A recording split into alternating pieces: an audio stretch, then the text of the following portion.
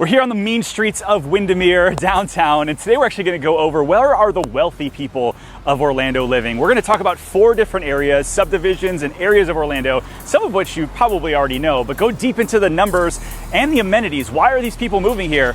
Stay tuned.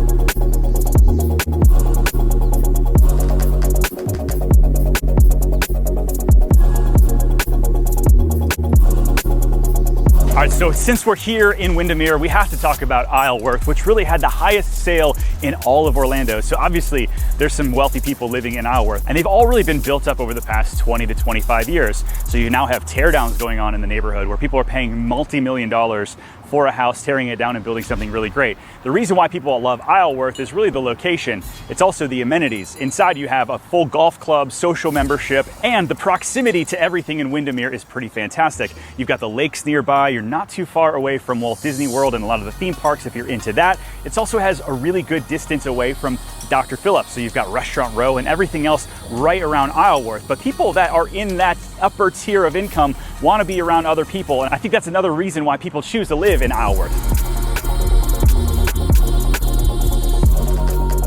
A couple other details about Isleworth. The HOA is about $10,000 a year. With having a 24-hour gated guard and all the other amenities in the neighborhood, it's honestly not that bad. Then you're gonna have to pay for a social membership or the golf membership if you want access to some of that stuff.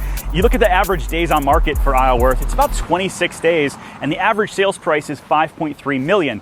And when you look at Orlando in general, it takes on average 6 months to sell a house in that price point. So the demand is definitely here for Isleworth.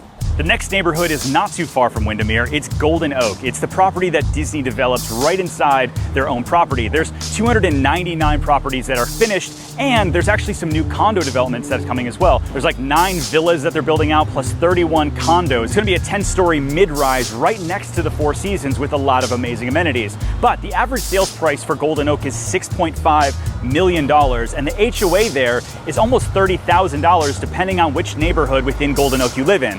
Wait for this guy.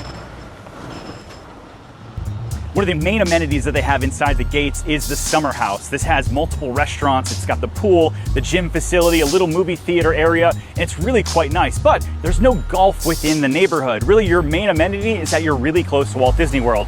Many of the homeowners there join the Four Seasons, which is right next door. You've got a social membership, a pool membership, it includes golf. It's actually really affordable for everything that's included. If the Four Seasons condos are anything like the ones down in Naples, which were like multi-million dollar condos, it's gonna be fantastic. And really, Four Seasons doesn't do anything halfway. They're gonna go all in for luxury. And I would assume that majority of these condos are gonna start in the 2 million plus range. And even still, there's a massive wait list. Now let's take it over to the east side of Orlando to Lake Nona. The Lake Nona Golf and Country Club is only 350 residences, but they are getting ready to add an additional 80 custom homes over there. The same builders that helped build out Golden Oak and so many other beautiful residences here in Central Florida. The HOA fee is about $7,500, and that includes the gated amenities and a lot of other things behind, but it does not include the social and golf membership. Golf Week named the Lake Nona Golf and Country Club one of the top 100 golf communities to live in the entire country.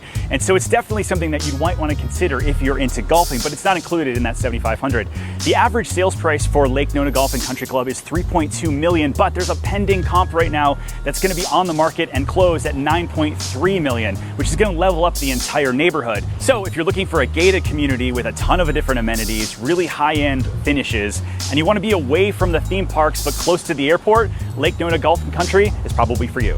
One of the other things that you have to love about the location of the Lake Nona Country Club is that right out the back end of the neighborhood, they have an entrance and exit for residents only, and you have access to the USTA. You've got so much going on over in the Lake Nona Town Center. There's people that want to belong to kind of everything that's going on in the Lake Nona community with the health and wellness and medical. There's a lot of cool stuff coming, and you get to be a part of that in Lake Nona Country Club.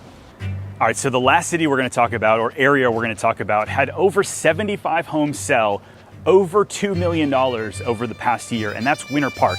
Now I know we've been talking a lot about different neighborhoods specifically, but Winter Park, specifically 32789, has some of the most expensive real estate in all of Central Florida. And if you're looking to get something that's maybe a little bit more unique, a little bit different than just sort of the cookie cutter neighborhoods that we have throughout Central Florida, Winter Park is a great place.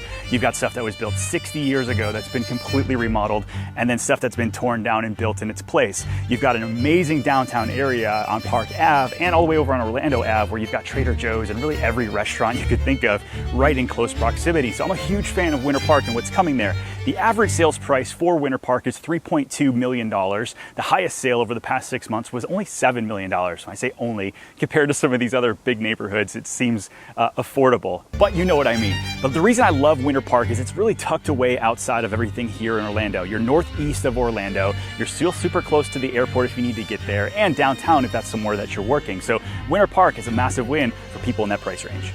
Now, those aren't the only 4 areas where Orlando's wealthy are purchasing houses. You've got Maitland, you've got Celebration, which has multi-million-dollar homes, and all are great areas. But I look at concentration of really well-done houses where price points are staying high or going higher, and the lowest days on market. The 4 that I mentioned today had 4 of the lowest days on market, where you have an average of 6 months to sell your house here in Orlando if your house is worth more than $2 million.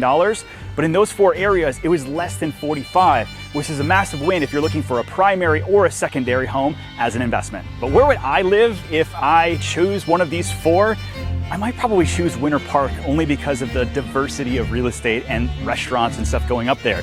But I could also be pulled over to Golden Oak because I'm a massive Disney fan. So really, it's up to you on what's the most important thing to you in regards to your lifestyle. I think any of these have something if you're in this price point. So if you're looking to buy or sell a house anywhere in Central Florida, my team and I, we'd love to be your real estate resource of choice. Email me, info@pozekgroup.com. We'll see you guys on the next video. That's the new thing. That's the new thing. They love it. They love it.